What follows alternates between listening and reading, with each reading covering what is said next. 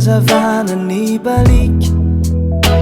andro maizina rivariva izy izay no ny atomboka ny tantarantsika tsy nahita tory aho nefa to tsy taitrako aho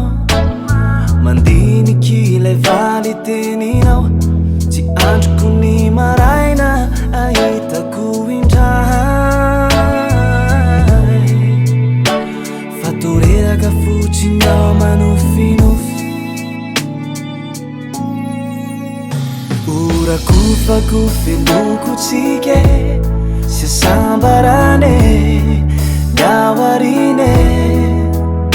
fefa ampy zay ny sentotomany nataondro teo aloha zay na ampijaly fizao itisy anazarao na amin'ny mafina mangidy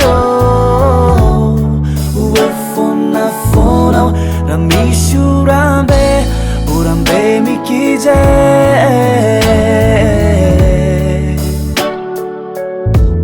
orambe mikije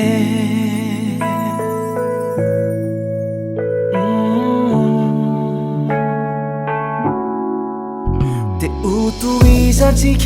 iny lalaniny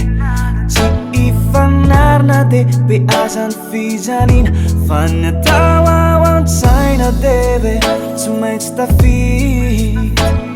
na ino na olaneo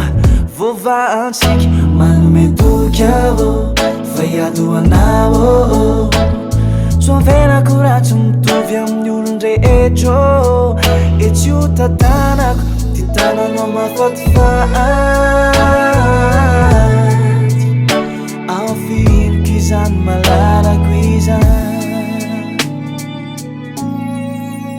de urakufako fenoko tsike siasambarane gawarine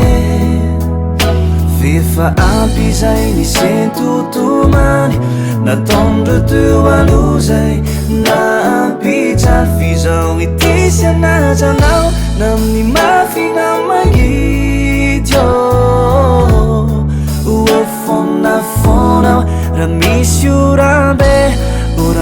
mikije